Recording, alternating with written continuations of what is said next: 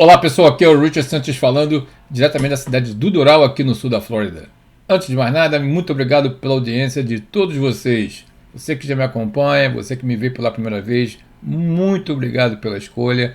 Aproveite esse momento, se inscreva no canal, ative o sininho, confira as configurações para que você tenha certeza que receberá todos os vídeos. Deixe o like, comentários, compartilhe, que isso nos ajuda bastante, porque continuamos ainda sendo censurados pelas Big Techs. Deu uma melhorada, mas ainda continuamos. Mas vamos lá. O que vocês vão ver hoje? Vocês vão ver um vídeo hoje interessantíssimo. Sabe as palavras do então governador Ronald Reagan? Quando ele era governador da Califórnia, governador republicano, em 1975, com Johnny Carson, que ele era tido como o rei da noite, daqueles programas de entrevistas. Inclusive é dito que ele foi um dos pioneiros que, devido ao sucesso dele, espalhou pelo mundo inteiro. E hoje o que você vê no Brasil foi originário dele, tá? Fiquem com essa informação. E vocês vão ver nessa entrevista, que eu vou deixar rolar, que ele vai falar do abuso, do fraude das agências federais, tá? Você vai ver os valores que ele vai dar, presta atenção, que é no valor da época, então tenta transportar de 1975 para hoje, quanto seria. Você vai ver como ele fala do o que é equilibrar um orçamento federal, né? Ele vai ver do envolvimento da política, que é muito interessante, e vocês também vão ver o absurdo que ele fala desde então do escritório de gestão e orçamento em Washington, D.C., que eles não fazem a mínima ideia de quantos conselhos, comissões, agências, departamentos, secretarias existem no governo federal. Então vocês estão vendo que é uma coisa que vem há muitas décadas. Então esse papo de hoje do DOGE, do Elon Musk, dono da Tesla, da Starlink, isso não é novidade. Apenas que ele teve coragem de tomar a decisão com o apoio do presidente Donald Trump. Veja o vídeo e depois eu voltarei.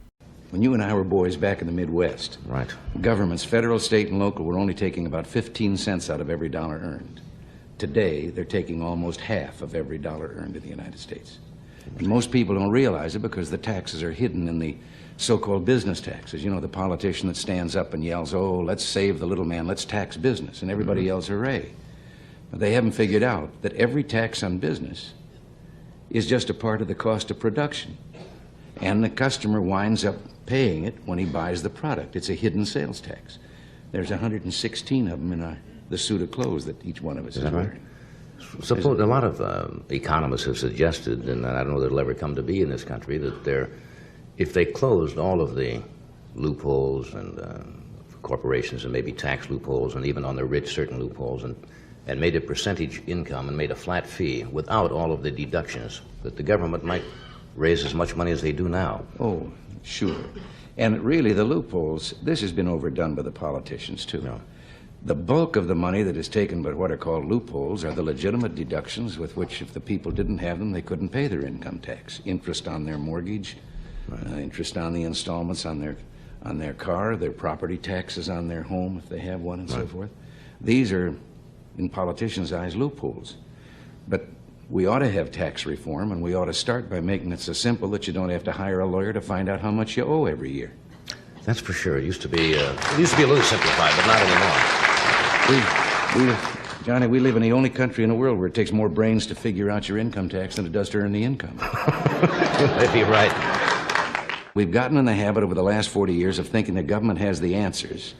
There's very little that government can do as efficiently and as economically as the people can do themselves. And if government would shut the doors and sneak away for about 3 weeks, we'd never miss them. Our biggest problem is that we have built a permanent structure of government, federal, state, and local. The permanent employees, and they've come to the place that they actually determine policy in this country more than does the Congress of the United States. Mm-hmm.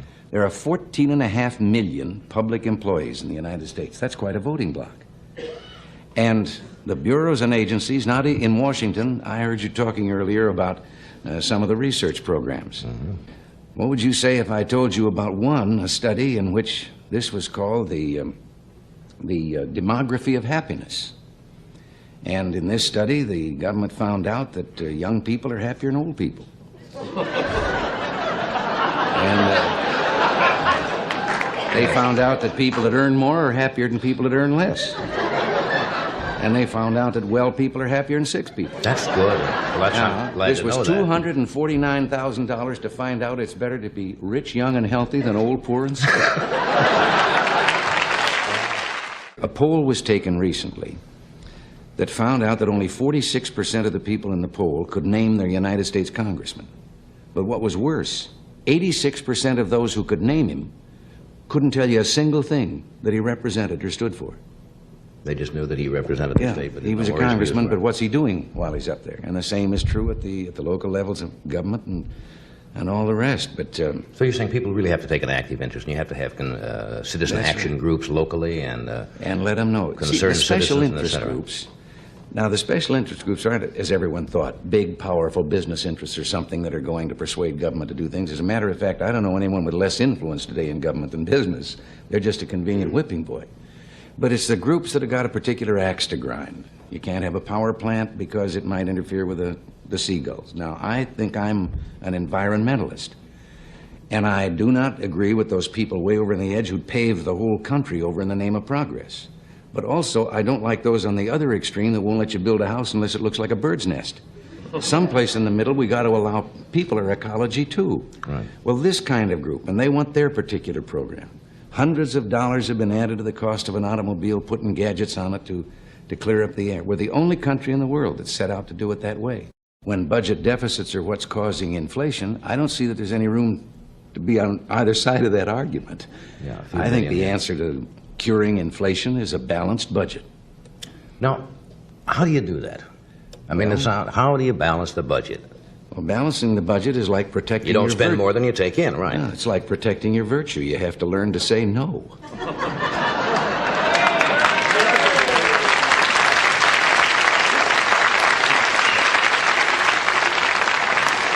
There's got to be another way.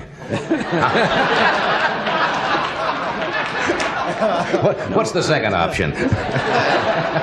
Well, no, there's some ways that this could be brought about. First of all, that limitation. Here's another one. Why shouldn't we have, in addition to a simplified income tax, why shouldn't we also have a law that says that any time a legislator or a congressman introduces a spending program, he has to introduce with it a tax program to pay for it? Then let the people find out.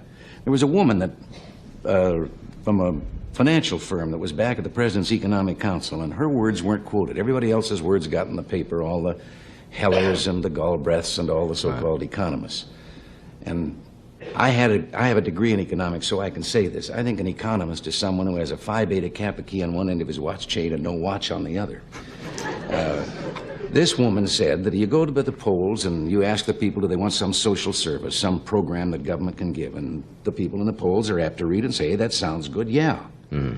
But she says that isn't exactly accurate. She says put a $100 bill in each person's hand and then show them the program and say, now, isn't that a nice program? Do you want it? Give me the $100. And she says, see what the poll says then, and how many people hang on to the $100 instead of the program. In other words, if it's rather hidden and someone doesn't know exactly where it's going to come they from. All the government programs start $1 down and we'll catch you later. And they multiply all of those things that you were... The Office of Management and Budget in Washington, that's responsible for the budget, putting the budget together, cannot even tell you how many boards, commissions, agencies, bureaus, and departments there are in the federal government. Yeah. But all of them can pass regulations. And those regulations have the force of law. And the difference is, when you break the law, you're innocent until proven guilty. When you break a regulation, the fellow that charges you with breaking the regulation, you're guilty. Right. And if you want to take him to court and prove you're innocent, that's up to you. Right. And all of these are things that yes, we can trim the budget. There's enough fat in the federal government that if you rendered it, you could wash the world. Maybe it's time for realignment between people who might find themselves in the wrong parties. Mm-hmm. Maybe there are some people still voting. I was a Democrat most of my life. I became a Republican only not too many years ago. And I had the pleasure of telling some of those people that are saying the Republican Party ought to broaden its base the other day that when I switched parties, I didn't do it because the two parties were alike. I did it because they were different. And I think that the two parties ought to stand up as to what they represent, what they stand for. O que vocês acharam? É um absurdo, né? É um absurdo. Pessoal, não vou estender muito mais não, mas meditem no que foi escrito. Meditem. E desnecessário seria dizer, devido ao trabalho do DOGE, do Departamento de Eficiência Governamental, para descobrir os abusos, as fraudes e o desperdício, o Partido Democrata, que é um partido destruidor, está combatendo o governo do presidente Donald Trump e a pessoa do Elon Musk. Não se turbe o vosso coração, saiba que o melhor está por vir e virá. Que o Deus de esperança enche a tua vida, a tua casa de paz e graça, e Deus te abençoe e Deus te guarde. Continuemos fortes, orando pelo Brasil, orando por Jerusalém e pelos Estados Unidos. Muito obrigado e até o próximo vídeo.